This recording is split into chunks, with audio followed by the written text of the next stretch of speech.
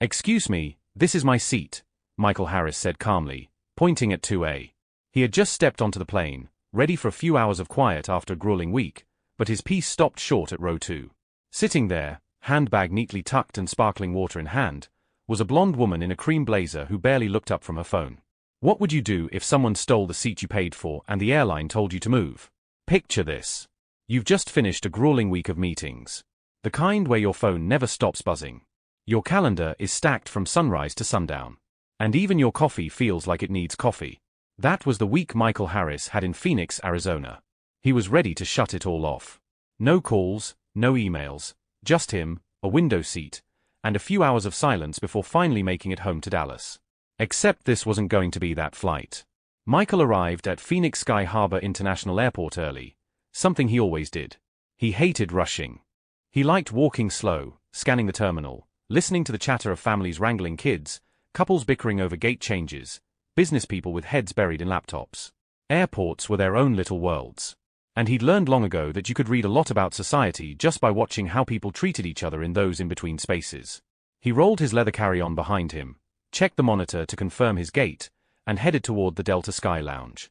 As a frequent flyer and a man of means, he could afford the luxury, but he didn't flaunt it. He didn't wear flashy watches or loud suits. Today, he was in a grey polo, dark jeans, and sneakers. Simple, comfortable. But if you looked closely, you'd see the quiet confidence in the way he moved. Inside the lounge, Michael grabbed a coffee and sat by the window. He pulled out his phone, glanced at the headlines, and chuckled when a news article caught his eye. Something about an airline CEO apologizing for overbooking fiascos. He shook his head. "They never learn," he muttered under his breath. 10 minutes later, his phone buzzed with a boarding alert.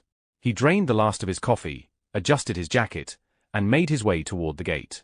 Boarding had just started, and as usual, people were crowding the lanes, even though their groups hadn't been called yet.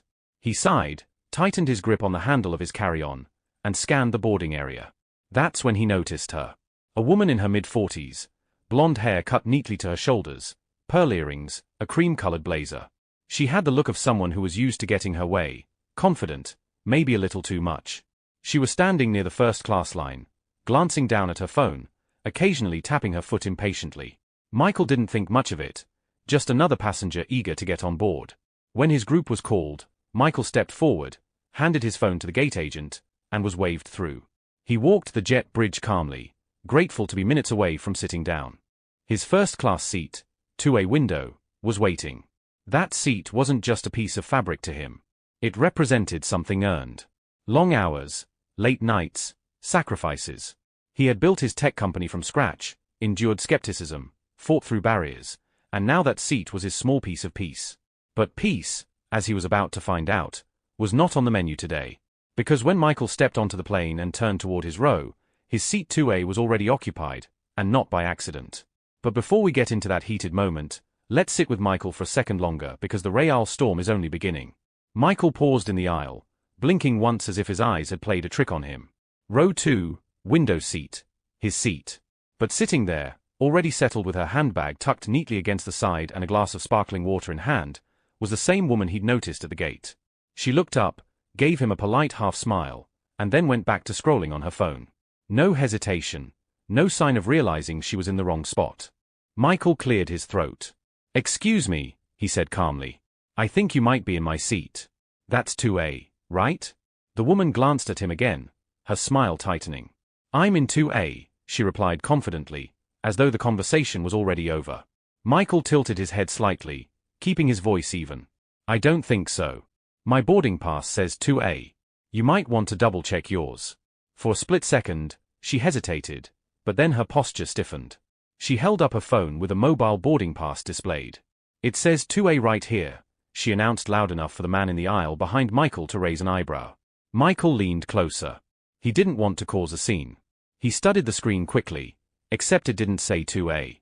It clearly said 3C, middle seat, a completely different row. He took a breath. "That says 3C, not 2A. The woman frowned as if she hadn't heard him correctly. Then she chuckled softly, the kind of laugh people use when they think the other person is being ridiculous. No, that's not right. I always fly in 2A. Michael blinked again. "Always?" Seats don't come assigned to people for life. They change every flight. She crossed her arms, phone still in hand. Look, maybe they made a mistake when they printed the ticket, but this is my seat. By now, a couple of first-class passengers were watching, their eyes darting between Michael and the woman. The air in the cabin grew heavier, like everyone was holding their breath. Michael kept his composure. He had learned early in life that raising his voice often worked against him, no matter how justified. Calm, deliberate words carried more weight. Ma'am, I don't want to argue with you, but the boarding pass says 3C. My ticket says 2A. I'd appreciate it if you could move so we can all get settled. Her lips pressed into a thin line. Well, maybe you should sit in 3C then. Problem solved. That did it. A murmur rippled through the cabin. Someone whispered, "That's not how it works." Another shook his head in disbelief. Michael straightened up, his hand tightening on the strap of his bag. He thought of all the times in boardrooms when he had to fight to prove he belonged. When people assumed he was someone's assistant instead of the founder. When respect had to be wrestled from those who gave it freely to others. This felt like another one of those moments, small on the surface, but carrying the weight of 1,000 past slights. He leaned in slightly, his voice firm but not raised. With all due respect, I paid for 2A. That's my seat. I'm not moving. Before she could answer, a flight attendant appeared, smiling too brightly, the kind of smile used to calm tense passengers. Is there a problem here? Michael exhaled slowly. Yes, this woman is sitting in my seat. The attendant looked between the two of them, then at the boarding passes, and for a moment, Michael caught it. The hesitation, the flicker in her eyes, the unspoken calculation about who she believed first. But instead of resolving it quickly, the attendant's next words only made things worse, and the tension in the cabin ticked up another notch. The flight attendant, a woman in her early 30s with a name tag that read, Kelly Adams, leaned slightly toward Victoria Whitmore first. Ma'am, can I see your boarding pass again? Victoria handed over her phone with a sigh as if the whole ordeal was beneath her. I already told him, she said, gesturing toward Michael. This is my seat. Kelly studied the pass. Her smile never faded, but there was a pause before she spoke. Okay, it looks like your seat is 3C, not 2A. Michael nodded. Finally, some clarity, but Victoria didn't budge. She tilted her head and gave Kelly a look that said, You know I'm right, don't you? That must be a mistake. I always sit near the front. I booked first class weeks ago. Kelly kept her professional tone. Yes, 3C is also in first class, but 2A is assigned to this gentleman. She turned toward Michael. Sir, can I see your boarding pass as well? Michael handed it over without hesitation. Kelly scanned it, then returned it to him with a polite nod. Yes, 2A is correct. Case closed. Or so it should have been. Victoria's smile vanished, replaced by a sharp edge. I don't understand. Why should I move? I'm already comfortable here. Can't he just take 3C? It's not a big deal. Michael felt a familiar pressure building in his chest, the kind that came from years of having to justify his presence in spaces he'd worked hard to enter. He glanced at Kelly, waiting for her to set things straight. But instead of insisting Victoria move, Kelly hesitated. Well, she began softly. Maybe, just for today, you could take 3C, so that way, we can keep the boarding process smooth and avoid any delays. The words landed heavy. A few passengers shifted in their seats, eyes wide. Everyone knew what had just happened. Kelly was siding with convenience over fairness, and Victoria's entitled smile had returned instantly. Michael stared at Kelly, then back at Victoria, then at the passengers who were watching closely now. He took a breath, steady, deliberate. So, let me get this straight, he said slowly, his voice low, but carrying. She takes my seat. You confirm it's mine. And instead of asking her to move, you want me to leave? Kelly's smile faltered. I'm just trying to make this easier for everyone. Victoria cut in, emboldened. Exactly. Why make a fuss? It's just a seat. You'll still be in first class. Michael tilted his head. It's not just a seat.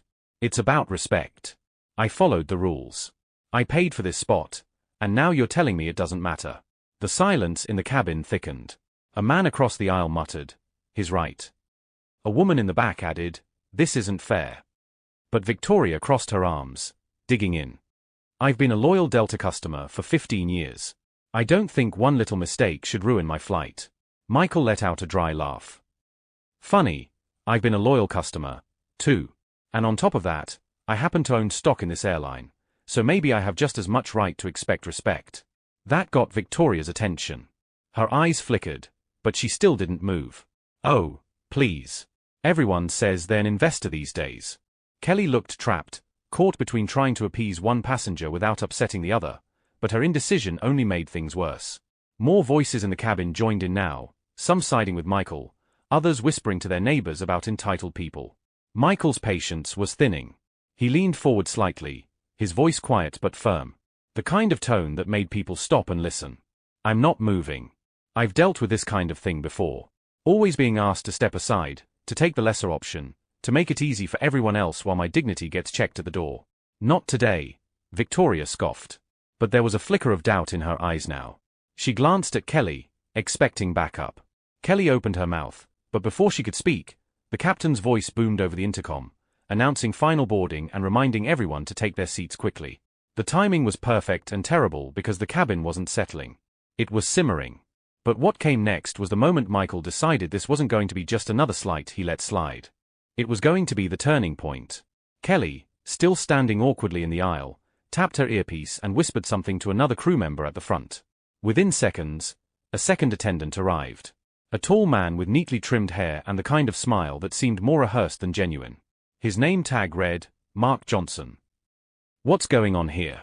He asked, lowering his voice, but still loud enough for nearby passengers to hear. Kelly gestured between Michael and Victoria. There's a seating mix-up. She's in 2A, but it actually belongs to him. Mark glanced at Michael, then at Victoria, then back at Michael again. His smile tightened. Sir, if you wouldn't mind taking 3C for today, we can get this plane moving. We really don't want to delay departure. Michael blinked. You're asking me to move even after checking both tickets. Mark kept his tone even. It's just one seat back. You'll still have the same service. Victoria leaned back in 2A. Her arms crossed like she had already won. Exactly. He's making this harder than it needs to be. Michael's jaw flexed. He inhaled through his nose, forcing calm into his voice. Do you hear yourself? You're both telling me to give up my seat. The seat I paid for because she refuses to move. That's not solving the problem. That's rewarding it. A ripple went through the cabin again. Whispers. A few passengers shook their heads. One man near the bulkhead muttered, That's messed up. Mark raised his palm slightly. Sir, please. We're just trying to de-escalate the situation. If you could help us out. Michael cut him off. No, I'm not helping by letting someone else disrespect me. I've helped enough in my life by staying quiet when I shouldn't have. Not today. Kelly shifted uncomfortably. Mr. Harris, if you'll just, Michael interrupted again, louder this time so the whole first-class cabin could hear. No, you keep asking me to bend, but you haven't once asked her to take responsibility. Why? Silence. Mark glanced at Kelly. Kelly looked at Victoria. Victoria rolled her eyes dramatically as though she were the victim of an unreasonable man making a scene. Michael turned slightly, addressing the passengers now. You all see what's happening, right? She takes my seat. They confirm it's mine, but instead of asking her to move, they want me to back down. How many times has this happened? How many times do people like me get told to stay quiet, keep it smooth, don't rock the boat? The cabin grew still. A woman 2 rows back called out, He's right. This is ridiculous. Another added, Give the man his seat. Victoria flushed, but she didn't move. I'm not the bad guy here, she snapped. I booked first class like everyone else. Maybe there's a glitch in their system. Michael shook his head slowly. No glitch, just entitlement. Mark exhaled, trying to keep his smile, but it was slipping. Sir, please lower your voice. Michael looked him dead in the eye. No, I've lowered my voice too many times for a long beat. No one moved. The engines hummed softly outside. Boarding announcements continued faintly from the terminal. But inside that cabin, everything hinged on what happened next. Kelly leaned toward Mark, whispering, We need to call the captain. Michael heard her. He set his carry-on gently in the overhead compartment, slid his jacket off, and took a seat right in 2A. Victoria gasped indignant. You can't just. Michael raised a hand. Watch me. But this wasn't just about a seat anymore. It was about what Michael chose to do next and how one decision would flip the entire flight on its head. The air in first class was tense. Victoria's voice pierced it like a needle. This is unacceptable. He just sat down in my seat. Are you going to let him get away with that? Mark's jaw tightened. He crouched slightly, speaking to Michael as though coaxing a child. Sir, if you don't cooperate, we may have to involve the captain. Michael leaned back into his seat. His tone was calm, but there was steel in it. Now, do what you need to do. I'm not moving. Passengers held their breath. Some shifted uncomfortably. Others leaned forward, invested in every word. Victoria, flustered, grabbed her phone as if preparing to record the entire thing. Michael turned his head toward her. Go ahead, record it. Let's show everyone how this airline treats its paying customers. Victoria's eyes narrowed. You're being aggressive. Michael laughed softly, not out of humor, but disbelief. Aggressive? For asking to sit in the seat I bought? That's what we call flipping the script. You take what's mine, then call me aggressive for standing my ground. Kelly looked uneasy. She whispered again to Mark. He nodded, then walked briskly toward the cockpit. Michael knew what was happening. They were about to escalate it further, but that didn't bother him. In fact, he welcomed it. He'd reached his breaking point long before he boarded this flight. Countless meetings where his ideas were stolen. Countless interactions where strangers assumed he couldn't possibly be the one in charge. Countless microaggressions brushed off as jokes. And now this. Enough. The captain emerged moments later, tall with salt and pepper hair and an air of authority that silenced the whispers in the cabin. His name tag read, Captain Thompson. He approached slowly, scanning the scene. What seems to be the problem? Mark jumped in quickly. Sir, we have a seating dispute. The gentleman is refusing to take 3C. The lady insists she's in 2A. The captain's eyes flicked to Michael, then to Victoria, then to Kelly. He crossed his arms. Boarding passes. Both Michael and Victoria handed theirs over. The captain studied them carefully. Then he looked up. Seat 2A belongs to Mr. Harris. Michael gave a small nod. Finally, someone had spoken the obvious truth, but Victoria wasn't finished. This is ridiculous. I always sit here. He could just move one row back. Why can't he cooperate? Captain Thompson handed the passes back, his voice firm. Because it's not his job to fix your mistake. It's yours to move. Gasps and murmurs of approval rippled through the cabin. Michael felt a flicker of relief, but it didn't last because Victoria leaned forward, lowering her voice as though she were confiding in the captain. Are you really going to let him cause a scene? Think of the other passengers. We'll be late. Michael caught every word. His chest tightened again, but not from anger this time, from clarity. This wasn't just about her. It wasn't just about one flight attendant's hesitation.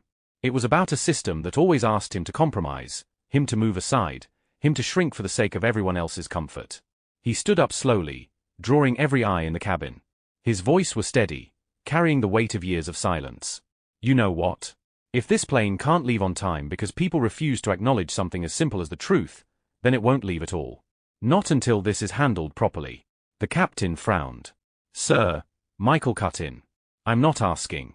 I'm telling you, you're not taking off until the people in charge of this airline address this because I'm not just a passenger. I'm one of your investors and I'm tired of being treated like I don't belong in spaces I've earned. The words landed heavy. Passengers whispered louder now. Phones raised, cameras recording. Victoria's face went pale. Kelly's smile had vanished completely. Even Captain Thompson looked caught between protocol and shock. Michael lowered himself back into 2A, calm as ever. So go ahead, call whoever you need to call, but this flight isn't leaving until it's handled the right way. But with Michael drawing that line, the pressure in the cabin only built higher, and now the entire flight was caught in the crossfire. The first-class cabin buzzed now, not with idle chatter, but with a sharp energy of conflict. Phones were out, screens glowing as passengers started recording. Whatever happened here wasn't staying in the cabin. It was about to live online forever. A man across the aisle wearing a navy blazer and glasses spoke up. His right. That's his seat. Why are we even debating this? A woman further back added, this wouldn't even be a conversation if the roles were reversed. Victoria turned toward them, eyes wide. Excuse me, are you implying something about me? The woman didn't flinch. I'm saying the truth is written on that boarding pass and everyone can see it. You're the one dragging this out. Victoria's cheeks flushed. She clutched her phone tighter. This is harassment. He's making a spectacle out of nothing. Michael spoke, his tone even. Nothing? You're sitting in the seat I bought. You refuse to move. Then the staff asked me to give up what's mine to keep the peace. That's not nothing. That's the same pattern I've seen my whole life. His words hung heavy in the air. Some nodded. Some whispered to their neighbors. Captain Thompson shifted uncomfortably. Mr. Harris, I understand your frustration. But Michael raised a hand, cutting him off. With respect, Captain, don't tell me you understand. If you understood, we wouldn't be here right now. The silence that followed was sharp, only broken when a younger passenger in economy leaned forward, voice carrying from behind the curtain. Yo, give him his seat already. We're all trying to get home. Laughter and murmurs rippled through economy, but first class stayed tense. Victoria straightened her blazer and looked around, realizing she was losing sympathy fast. Kelly tried again, her voice softer now. Mr. Harris, please. We're just trying to get this flight underway. Michael turned his gaze on her. And I'm trying to make sure it's done right. If I let this go, what message does it send? That money can buy respect for some, but others have to beg for it. That rules bend for convenience, but not for fairness? More heads nodded. A man near the galley muttered. He's got a point. Victoria scoffed. This is ridiculous. You're acting like some kind of hero over chair. Michael looked at her steadily. No, I'm acting like someone who's tired of being told his comfort matters less than someone else's convenience. And if you think it's just about a chair, then you haven't been listening. Passengers exchanged glances. The tide had shifted. He wasn't just another annoyed traveler now. He was a man forcing everyone on that plane to confront something bigger. The captain sighed, pinching the bridge of his nose. He knew this wasn't going away quietly.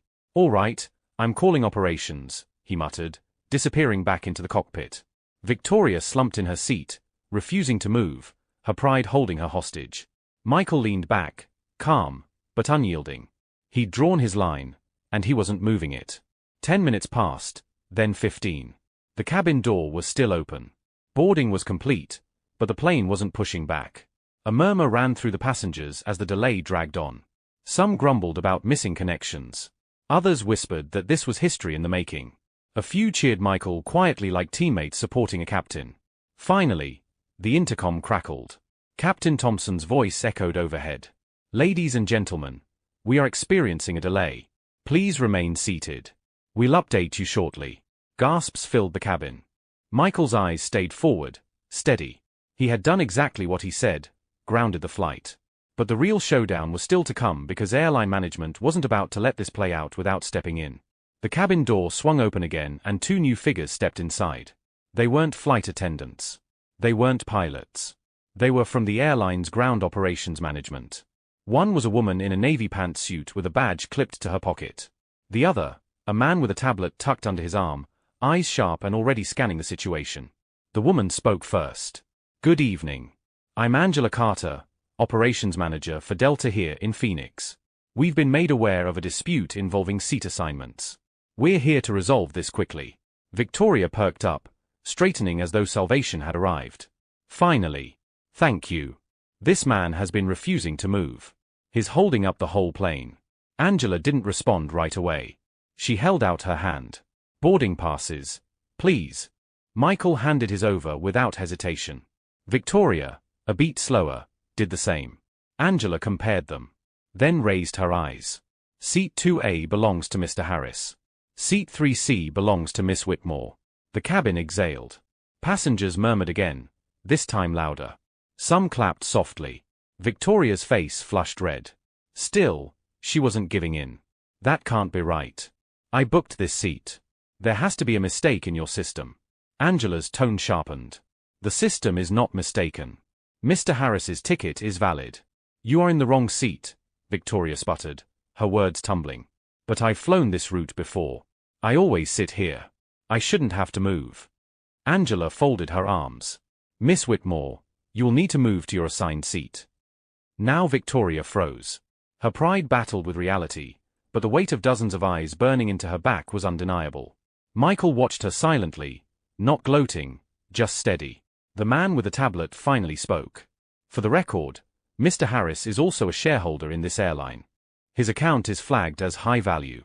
So, not only was he disrespected, but this situation could have been avoided if staff had handled it properly. Kelly's face went pale. Mark looked down at the floor. Angela continued, voice carrying authority. This delay has cost the airline thousands already. This is unacceptable. Miss Whitmore, move to your assigned seat immediately or we will remove you from the flight. A wave of murmurs swept through the cabin. Phones recorded every word. Victoria's face crumpled between rage and humiliation. She clutched her bag, muttering under her breath as she finally stood and shuffled back to row 3.